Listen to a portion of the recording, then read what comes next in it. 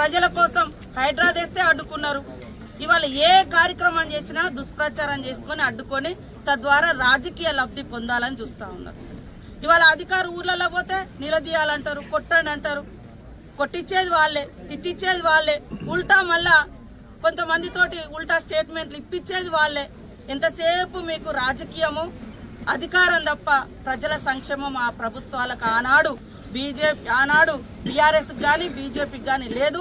ఈరోజు మేము చేస్తుంటే పదే పదే విమర్శించడం లేదా మరి అడ్డుకోవడాలు ఇవే వాళ్ళ యొక్క కార్యక్రమంగా చూస్తారు. మిమ్మల్ని నేను ఒకటే అడుగుతున్నా, సమగ్ర కుటుంబ సర్వే దేశ విదేశాల నుంచి మీరు రప్పించిరు. ఆ రోజు ఒక్కటే రోజు మరి ఏం చేసిరు? 70 పైగా ప్రశ్నలు వేసి అందులో పందులు ఉన్నాయా, కుక్కలు ఉన్నాయా, కోళ్ళు ఉన్నాయా, అకౌంట్ ఉందా, అకౌంట్ ఉంటే అకౌంట్ నెంబర్ ఎంత, పోస్ట్ ఆఫీస్ ఉంటే పోస్ట్ ఆఫీస్లో ఏ అకౌంట్ నెంబరు, ఇవన్నీ మీరు అడిగినప్పుడు గొప్ప. ఇవాళ ఈ దేశంలో జనాభా ఏ కులం ఎంతుందో వాళ్ళకంత పంచాలి. రిజర్వేషన్ కానీ ఉద్యోగ ఉపాధి అవకాశాలు కల్పించడం కోసం కుల గణనలో మేము చేస్తూ ఉంటే అడ్డుకుంటా ఉన్నారు. అరే మీరు 10 ఏళ్ళైంది సమగ్ర కుటుంబ సర్వే చేసి కేవలం లిమ్కా బుక్కులలో ఎక్కడం కోసం చేసుకున్నారు తప్ప ఆ సర్వేను ఒక్క రోజున బయట పెట్టిరా? ఆ సర్వే ఆధారంగా మీరేమన్నా ఉద్యోగాలు ఇచ్చిరా, ఉపాధి ఇచ్చిరా, రిజర్వేషన్లు పెంచిరా, ఏమన్నా చేసిరా? ఏమీ చేయలేదు. ఇవాళ మేము ప్రజలకిచ్చిన వాగ్దానంలో భాగంగా కులగణన చేపడుతుంటే కూడా అధికారులను నిలదీయండి, అడ్డుకోండి, ఇచ్చేయండి, అజ్జేయండి, ఇదేందుకు అదేందుకు అని అడ్డుకుంటాను. మేమేమన్నా ఆటపాటల కోసం చేస్తున్నామా? మీ లెక్క లిమ్కా లేదా ఇంకో గిన్నిస్ రికార్డుల కోసం కాదు. ప్రజల యొక్క సామాజిక, ఆర్థిక, రాజకీయ, ఉద్యోగ ఉపాధి అవకాశాలను మెరుగుపరచడం కోసం ఎవరి జనాభా ఎంతో వాళ్ళకంతా పర్సంటేజ్ రిజర్వేషన్స్ అందించాలనే ఉద్దేశంతో చేస్తున్నాం.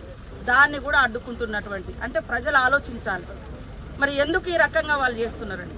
కాబట్టి వాస్తవానికి మేము వచ్చిన కాంచి ఇంత 7.5 లక్షల కోట్ల అప్పులున్నా కూడా ఆర్భాటాలు పోకుండా ఉన్న వ్యవస్థనంతా కూడా ఇచ్చినటువంటి వాగ్దానాలు అమలు చేసుకుంటా ముందుకు పోతుంటే ఎంతసేపు రాళ్ళేయడం, దుష్ప్రచారం చేయడం. ఇంకోటి మేము ఈ మూటలు కాంగ్రెస్ పార్టీ ఈ రాష్ట్రం నుంచే మూటలు పోతున్నాయి. నీకు అలవాటు ఉంది ఈ దేశంలో మరి తెలంగాణ పేరు పెట్టుకొని నువ్వు పార్టీ ఏర్పాటు చేసుకొని అలా అత్యధికంగా డబ్బులున్న పార్టీ ఏది, అత్యధికంగా ఇన్కమ్ ఉన్న పార్టీ ఏది అంటే బీఆర్ఎస్ పార్టీ అనేది వచ్చింది వాళ్ళకు. కానీ మీ లెక్క మా పార్టీ దోచుకునే పార్టీ కాదు, ఎవరికో పంచే పార్టీ కాదు. మీరు ఏ రాష్ట్రంలో మీ పార్టీ లేకున్నా మూటలు పట్టుకపోయి ఇచ్చిన చరిత్ర మీది. కానీ వాళ్ళ మా పార్టీ సామాజిక న్యాయం కోసం, పేదల హక్కుల కోసం, ఈ బీజేపీ చేస్తున్నటువంటి దుర్మార్గమైనటువంటి పాలనకు వ్యతిరేకంగా దేశాన్ని ఐక్యం చేయడం కోసం కాంగ్రెస్ పార్టీ పనిచేస్తుంది. దాని మీద మట్టిపోయడం, దాని మీద తిట్టడం ఇదే పనిగా పెట్టుకున్నారు బీఆర్ఎస్ వాళ్ళు.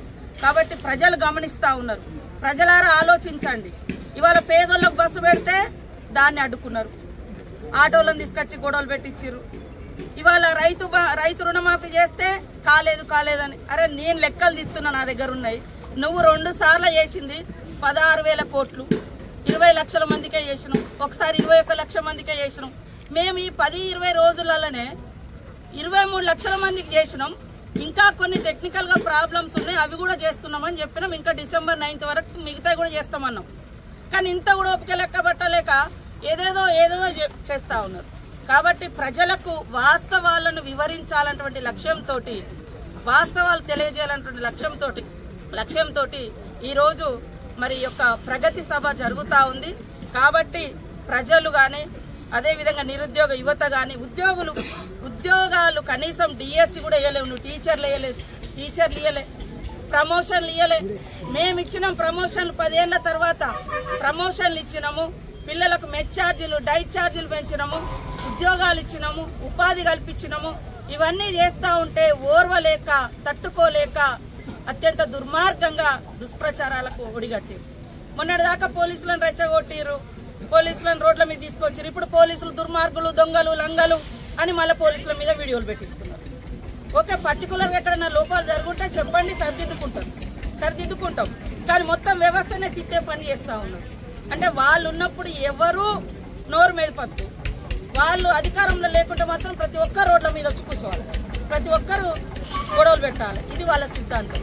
కాబట్టి వాళ్ళు కేవలం దేశ మొదటి మహిళా ప్రధానిగా పనిచేసినటువంటి మన బడుగు బలహీన వర్గాల మరి ప్రజానాయకురాలుగా వెలుగొందినటువంటి ఇందిరాగాంధీ గారి యొక్క బర్త్డేని దృష్టిలో పెట్టుకొని మరి 19వ తారీఖు నాడు సీఎం రేవంత్ రెడ్డి గారు, మా క్యాబినెట్ మినిస్టర్స్ అందరూ కూడా, అదేవిధంగా ఎమ్మెల్యేస్ కానీ, ప్రభుత్వంలో ఉన్నటువంటి ప్రతి ఒక్క ప్రజాప్రతినిధులు కానీ, మరి ఇతర ప్రజాప్రతినిధులందరినీ కూడా ఆహ్వానిస్తూ ఇక్కడ మరి విజయోత్సవ సభ ఏడాది కాలం పూర్తవుతున్న సందర్భంగా ప్రగతి సభను ఏర్పాటు చేయడానికి ఈరోజు మరి ఇక్కడ నిర్ణయించుకొని ఈ సభా ప్రాంగణాన్ని నేను మరి సోదరిమణి సురేఖ గారు, సోదరుడు ఎమ్మెల్యే నాయన రాజేందర్ రెడ్డి గారు, ఎర్రబెల్లి స్వర్ణ గారు, గుండు సుధారాణి గారు, మా మిగతా సోదరులు సోదరిమణులం అందరం కూడా ఇక్కడికి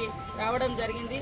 హన్మకొండ ఆర్ట్స్ కాలేజ్ అనేది ఇందాక సురేఖ మేడం చెప్పినట్టుగా, సురేఖ అక్క చెప్పినట్టుగా ఒకనాడు బీసీ గర్జన, ఆ తర్వాత రైతు గర్జన, ఈరోజు మొదటి ఏడాది మరి ప్రజాప్రభుత్వం కంప్లీట్ చేసుకొని ప్రగతి పదంలో ఏడాది మొత్తం కూడా నడిచిన సందర్భంగా నిర్వహించుకుంటున్నటువంటి సభకు అశేషంగా తరలి రావాలని ప్రతి ఒక్కరిని కోరుకుంటూ, ముఖ్యంగా మహిళలను సంబంధించినటువంటి ప్రగతి నివేదికగా ఈ సభ జరగబోతుంది.